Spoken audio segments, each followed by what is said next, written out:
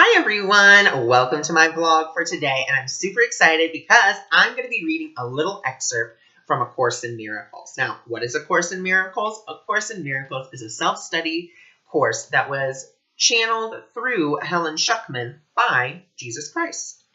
So, the section I'm going to be reading from today is T.7.X.3. The Holy Spirit will direct you only so as to avoid pain. Okay, let's stop right there. Amazing. So that means Holy Spirit is going to help us to avoid painful situations if we follow it. And you don't have to call it Holy Spirit. That's merely what the Course in Miracles calls it. You can call it Spirit. You can call it your guides, your angels, ascended masters, ancestors, whatever it is that you would want to put a label to that.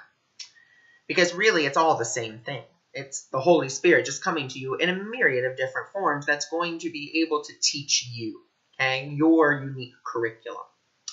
So it says, surely no one would object to this goal if he recognized it. Now, this is very important because I'm going to read it again. It says, surely no one would object to this goal if he, keyword here, recognized it, okay? The problem is not whether what the Holy Spirit says is true, but whether you want to listen to what he says. Now, once again, that goes back to that recognition. You know, oftentimes we get a lot of spiritual guidance. We really, truly do. But oftentimes we don't want to listen to it. Now, there's one or two reasons that we don't want to listen to it. One, it's because it's not part of our plan. It doesn't seem to really fit into what we want.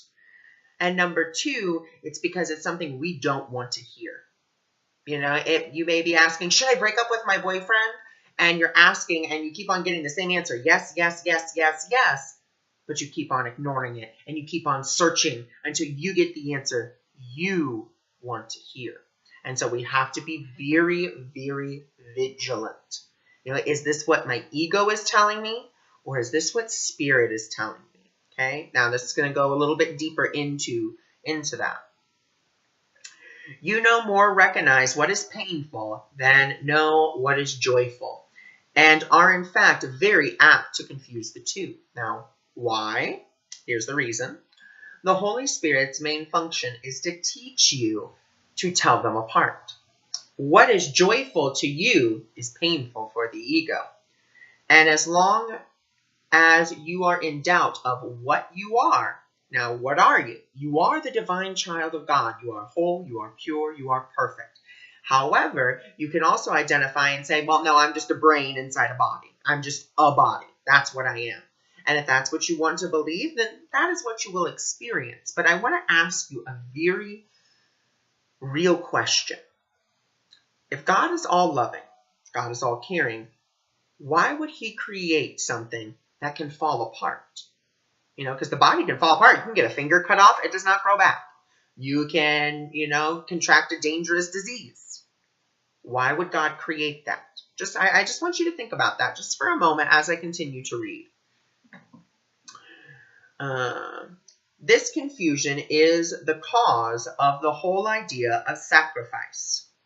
Obey the Holy Spirit and you will be giving up the ego. But you will be sacrificing nothing. On the contrary, you will be gaining everything. If you believe this, there will be no conflict. So once again, it's just about following the edicts of the Holy Spirit or Spirit. Okay, because the edicts of the ego are all about pain, suffering, sacrifice, fear, anxiety. While the edicts of the Holy Spirit are about joy, love, friendship, companionship, and no conflict. So once again, this is about you really coming into a recognition that you have the exact same ability that any other psychic has. I am not special. No psychic on this planet is special for what we are able to do because you can do the same. You just have to trust in the voice for spirit. And yes, when we first start out, sometimes the voice for spirit is very, very soft. And so we really, really have to listen. But as you train yourself to listen to it more and more and more, let me tell you, then your life becomes magical. magical. I mean, I can't tell you about all the wonderful things that have happened to me since I've started listening to Holy Spirit. I mean, I've literally gone out and been told, hey, you need to go do a reading for that person. So I go up to that person. I'm like, hi, my name's Ron Schaefer. I'm spiritual intuitive. And, I have a message for you. Would you, I have a vibe. Would you like to hear it? And people, either they're going to say yes or they're going to say no. I'll tell you, 9 times out of 10, they say yes. And actually, this is a beautiful experience that I had in following the Holy Spirit, because I was given the prompt to actually read the person in front of me in the Kroger line. And I got this feeling like her, she needed a message. So it was about her overthinking, and it was about her, she was trying to buy everything for like her grandmother's recipe for something. And she was stressing out about it. Like, she's like, it has to be perfect. And literally her grandma said, and that was the cutest thing. She goes, a pinch of ginger fixes everything. And I didn't know what that meant. But the woman literally started tearing up. And she goes, oh my God, yes. She goes, that is what she would always say. A pinch of ginger fixes everything. And then you know what that woman actually did? She actually gave me $30. She goes, how do I pay you? And I was like, no, this is my service. And she's like, your service deserves payment. I needed this. She goes, where do I pay you? So I gave her my PayPal. And what do you know? Literally, right after I gave it to her, she must have walked out the store, got into her car, because I can tell you 5 minutes later, I had $30 in my PayPal account, which was amazing. And, there was no conflict, because I simply went with what Spirit told me to do. It's what I felt peaceful and compelled to do. This is how you tell the difference between what is ego and what is spirit. Spirit is peaceful and compelling. And yes, it may push you outside of your comfort zone, but it will be that, I could say you want to get on the phone with a friend. Let's say you just have this really strong feeling. You're like, I need to call Lindsay. I need to call Lindsay. And it just keeps on coming back. Like, every so often, I need to call her. I need to call her. And finally you call her and she was like, oh my God, I was just about to call you. And she needs your help with something. So, you got that because the Holy Spirit was guiding you to, and it just felt peaceful and compelling. Now you would know it's the ego. Oh my God, I better call Lindsay because, this happened and I need to call her. I need to call her. That's anxiety. We don't need to go there. We need to stay with Holy Spirit so it can teach us what it is to know joy. Because once again, guys, we don't know what's best for us. We think that we do, and we're thinking with the ego, oh, I just need more money. I just need a new car. I just need a new relationship. I just need a facelift. I just need Botox, all of these different things. We don't know what's best for us. We think with the ego that we do. However, Spirit is telling us, my love, you have no idea what will make you happy. I will show you happiness beyond your wildest imagining. There's actually a passage within the Course in Miracles, and I don't know where it is right now, but it literally says that once you start following the Holy Spirit, your life will become more joyous than your most joyful daydream. I mean, guys, think about that. Your life full of joy, full of happiness. Who doesn't want a life like that? We have to really follow Spirit. And actually, I'm going to read you the next part of this as well, even though it's not highlighted. I think it's very important. That is why you need to demonstrate the obvious to yourself. It is not obvious to you. You believe that doing the opposite of God's will can be better for you. Once again, we think we know what's best. We really have no idea. You also believe that it is possible to do the opposite of God's will. Therefore, you believe that an impossible choice is open to you, and one which is both fearful and desirable. How can it be both? Yet God's will. He does not wish. Your will is as powerful as His because it is His. The ego wishes do not mean anything because the ego wishes for an impossibility.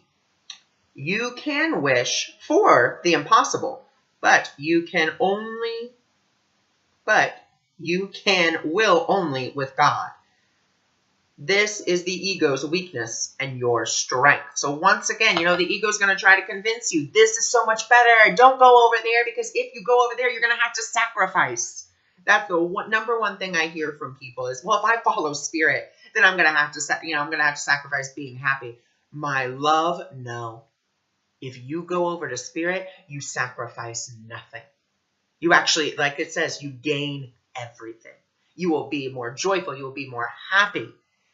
But if you go with the ego, you're going to find disappointment because the ego is all about sacrifice. That's what it's about.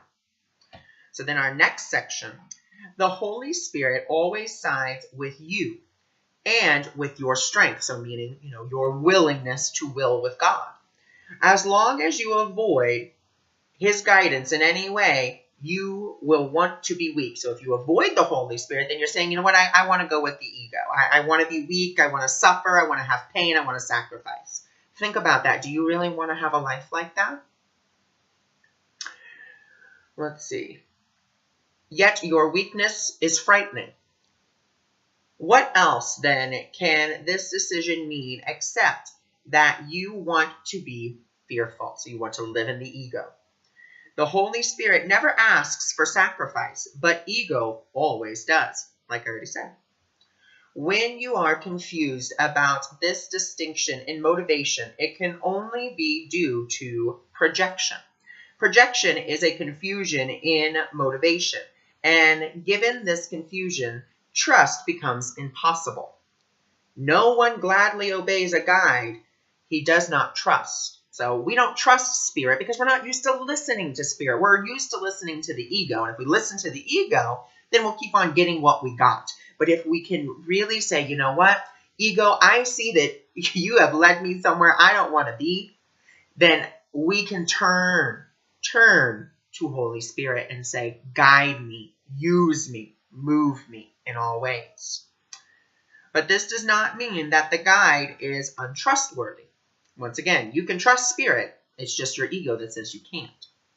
In this case, it always means that the follower is mistaken. However, this too is merely a matter of your own belief. Believing that he can betray, he believes that everything can betray him. So this believes that, you don't trust in spirit. That means that basically, if you don't believe in spirit, then how can spirit help you? If you don't believe in it, it can't help you. Yet this is only because he elects to follow false guidance. Unable to follow this guidance without fear, he associates fear with guidance. So, when it comes to the guidance of ego, that's what we're used to. Oh my God, it's 5 o'clock. And if I don't call this company, then they're going to close and I'm not going to get what I need. Right? But, it's saying follow the guidance of Holy Spirit. Maybe Holy Spirit's like, you know what? No, you don't need to call today. You need to call on Monday when everyone comes back and everyone's fresh and ready so they can really help you instead of just, it's Friday and they're about to close and you're like, everyone's kind of checking out for the day and they're like, yeah, okay, yeah, okay, we'll fix that on Monday. When you can get it fixed right then, right there on Monday instead of waiting. Let's see, is associated with fear and guidance and refuge to follow any guidance. Okay, so follow false guidance. Unable to follow this guidance without fear, he associates fear with guidance and refuses to follow any guidance at all. If the result of this decision is confusing, it is hardly surprising. I mean, really, it is hardly to be surprised. If you don't trust, then how are you going to trust in spirit? So that is our lesson for today. And what I really want to invite you to do is I want to invite you to really tune out of the ego and tune in to your spirit. And remember, the best way that you can learn that you are following the guidance of Holy Spirit, it feels peaceful, it feels compelling, there's no sacrifice. And, when we're following the guidance of ego, there is sacrifice, there is fear, there is betrayal, there's attack, all those other things. All right. So I send you all my love and I will see you next Monday.